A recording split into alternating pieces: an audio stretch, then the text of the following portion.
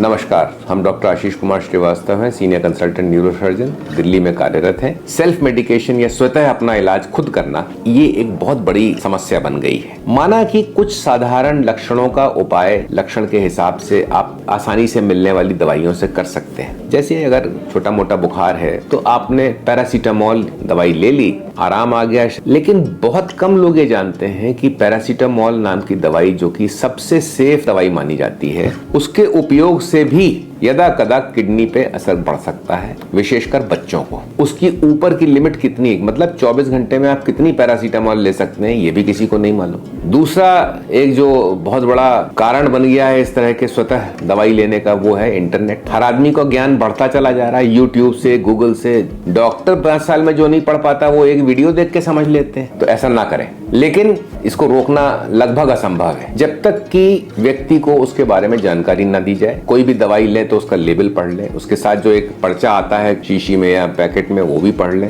डॉक्टरों का भी दायित्व है कि दवाई जो लिखी जाए उसके बारे में, उसके बुरे प्रभाव होते हैं या उससे क्या खतरा हो सकता है यदि ज्यादा ले ली जाए, वो बताना उनका दायित्व है। इसके अतिरिक्त मेरी खांसी, आपकी खांसी, मेरी खांसी 1 महीना चली, आपकी खांसी 3 दिन में ठीक हो गई। मेरी उम्र कुछ और, आपकी उम्र कुछ और, आप कुछ और खाते हैं, कहीं और रहते हैं, मैं कहीं कुछ और खाता हूँ, कहीं और रहते हैं। एक ही दवाई कैसे ले सकते हैं? तो इन सब चीजों के लिए ही चिकित्सक से परामर्श करना आवश्यक है। इसी विषय से जुड़ा एक और बात बताऊं, 99% लोग जब इस तरह से स्वयं का इलाज करते हैं साधारण दवाइयों से, तब एक समस्या और उत्पन्न होती है कि निदान नहीं होता। डायग्नोसिस बिना पता करे हुए, बिना जाने हुए जब लक्षण का इलाज किया जाता है तो आप कई बीमारियों से ग्रसित हो सकते हैं, जो कि बहुत भयंकर होती है। अब सरदर्द जो है वो सबसे साधारण, सबसे सामान्य लक्षणों में से एक है। 1000-2000 कारण तो सभी डॉक्टर्स बता देंगे आपको सरदर्द के, और आप उसको पैरासीटामोल खा के ठीक भी कर लेंगे 1-2 दिन के लिए। लेकिन वही सरदर्द यदि दिमाग में किसी खून की नाड़ी के फटने से हुआ है, जिसको हम एन्यूरिज्मल रप्चर कहते हैं, एन्यूरिज्म कहते हैं, या किसी ट्यूमर की वजह से हो रहा है, तो आपको नहीं पता होगा कि किस तरह से आप जाने कि ये सरदर्द साधारण है, ये सरदर्द ट्यूमर का या एन्यूरिज्म का है। आप कितने भी जानकार हो, कितने भी ज्यादा जानते हो, पढ़ सकते हैं, गूगल पे जान सकते हैं, लेकिन एक अनुभवी डॉक्टर के बराबर आपको ज्ञान या अनुभव नहीं हो सकता। इसलिए अपना स्वयं का इलाज ना करें, इससे कई बार बहुत बड़ा संकट पैदा हो सकता है। जैसा मैंने कहा, दायित्व सभी का है,